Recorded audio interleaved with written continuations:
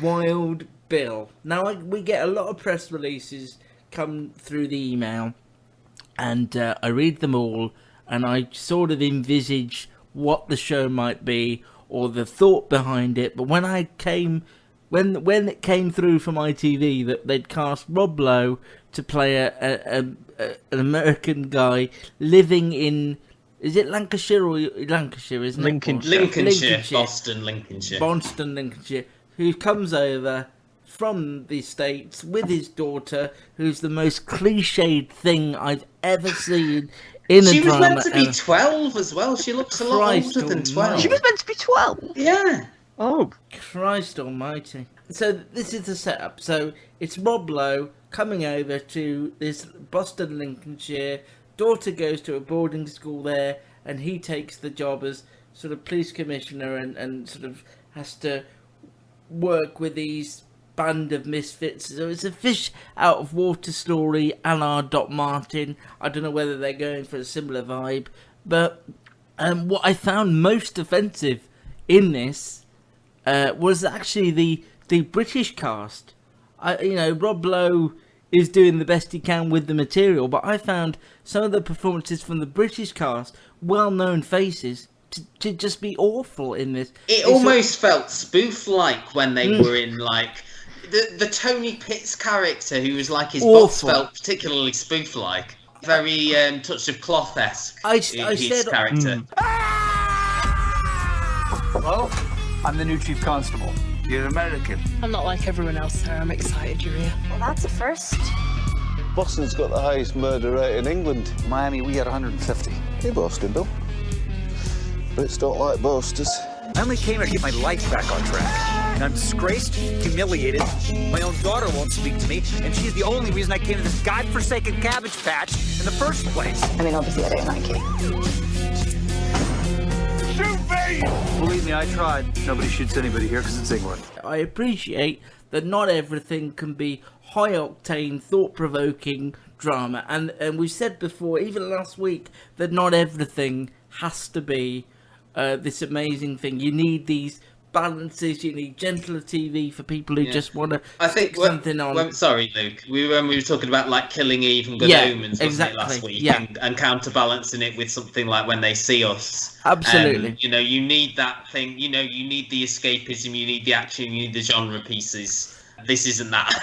It doesn't fit at all. It's so middle of the road. It was almost bonkers. I couldn't tell you whether this was supposed to be serious. I thought Rob Lowe did the best he could with the material, but I thought it was going to be bad, and perhaps I went in with that attitude, but it was far worse than I thought. And for me, it was actually the British cast that let it down. And to have the opening scene, which is him in a car driving through a cabbage patch. They did a Luke special, didn't they? Yeah, You're always going to hate it after they... No, but how is that?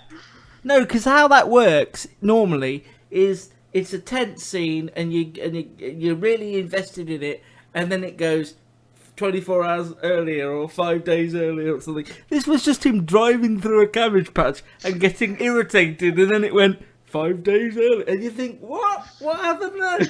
I'm not invested. I just want to know if the cabbages are okay. I think the redeeming feature for me was counting how many Detectorist cast members were in this. Yeah, yes. And just singing I counted 2.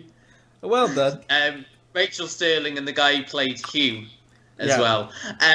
But my main struggle with this is how we're meant to feel about Rob Lowe's character, how we're meant to feel about Bill. Because, as you say, there is the Doc Martin-esque sort of elements to him. He's been brought in to cut a certain amount of staff members. He's being sort of sabotaged by other members of the force who've realised this, especially the person sort of just below him. Like Doc Martin, for example, is a character sort of you warm to because sort of his past and things like this. But his character is, I haven't come here to make friends, I've come here to do a job and things like that. Yeah. But then you've got this bit of him where he's the father, and he's come because his daughter was being bullied at school, and then there's this surprised. Have you seen the state of her? Kids can catch a cliche from 10 pages away.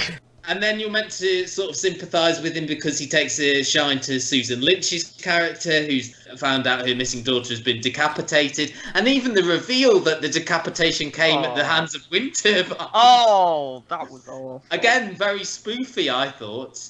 And as you say, like the supporting cast of people like Rachel Sterling, like Stephen Rodri, like Tony Pitts. And as I say, it had a very sort of touch of cloth-esque vibe. It was very sort of confusing in its tone and things like that, and I can sort of see what they were going for, as you say, like the fish out of water thing, big American star, the themes as well about the immigration in Boston, and that it's got the biggest crime rate in the country and things like that, and they were trying to make it topical and relevant.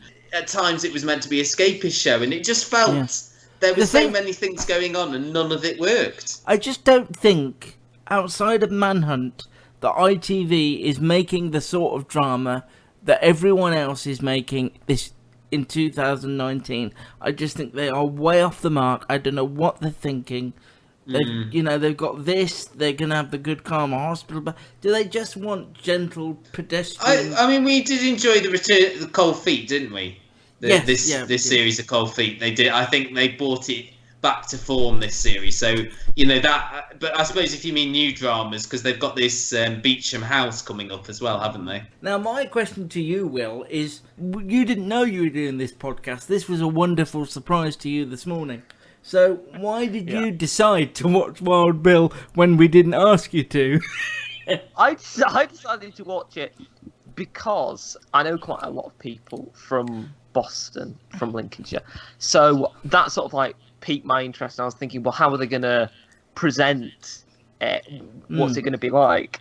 It was just... I'd be offended. Well, I mean, I don't know. I've not spoken to them about it yet, but I would imagine that they probably didn't take kindly to it. For example, one thing that really stood out to me was the accents that they gave. A lot of people picked up on that, yeah. And they sounded more like they were from sort of like South Yorkshire than South Lincolnshire. They were sort of these really broad accents that people living in Boston generally don't have. And I think some of the things, like the whole thing about the DNA, that they didn't have the DNA facilities, I thought that was just patently ridiculous. We haven't talked about Vicky Pepperdine either, have we? As this sort of comic pathologist character. It's almost like they've gone, let's see what we can do. And no, going back to that daughter character, she didn't need... The only reason she exists is because these people always come with, this is a fresh start.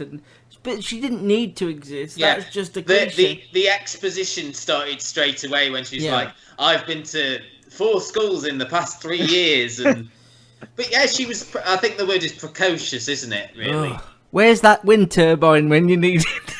I'll be interested to see... That wind turbine. Yeah. Why did they have that? For some reason, that really annoyed me. I don't even know why. Again, really annoyed me. That's very spoofy death, isn't it? Because you were thinking, is it this sort of Russian crime lord? Is it this Polish boyfriend? No, it was a wind turbine. Oh, God. Because there was something quite similar in, I don't think it was the last series of No Offence, but the series before that of No Offence, in the last episode, when one of the gangster characters gets decapitated by the helicopter blades. Yeah, by the helicopter blades. And I mean... Actually, it's interesting you bring up No Offence, because that straddles a similar line, doesn't it, of comedy versus drama, and the characters are a bit larger than life. But that's one of my favourite shows in recent memory. You could compare the two, but I don't know what's going on here. I mean, I have so many questions. You know, who did they audition before Rob Lowe? Did they always have Rob Lowe in their mind? What did Rob Lowe think when he read the scripts? I mean, I've just got so many questions. How much money did they pay Rob Lowe to be in this rubbish? Where did they get the wind turbine from? You know,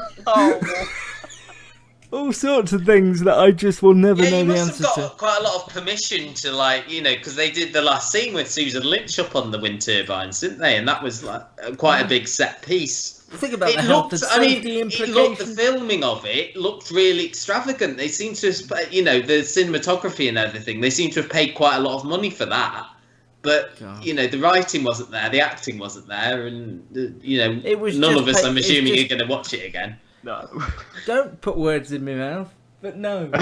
Um, it's so paint by numbers. It's one of the worst. I'm trying to think if there's been anything to that level that we've spoken about, and I don't think there really is.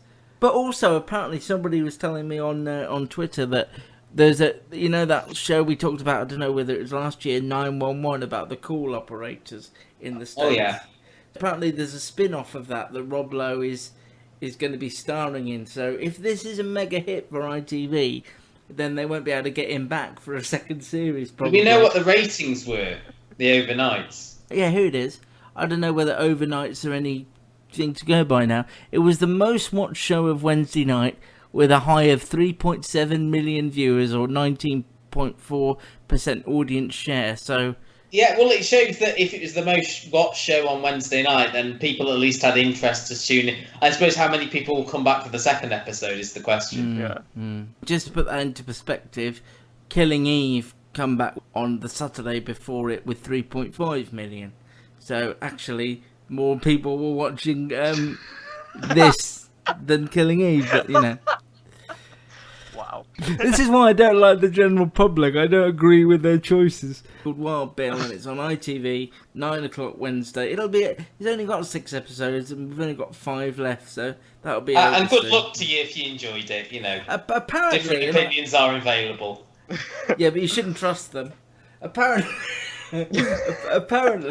I have listened to podcasts where journalists have seen episodes 2 and 3, and it does get better, but my argument is that the job of the first episode is to hook you in, and it was awful. Wild Bill, Wednesday is at 9 on ITV.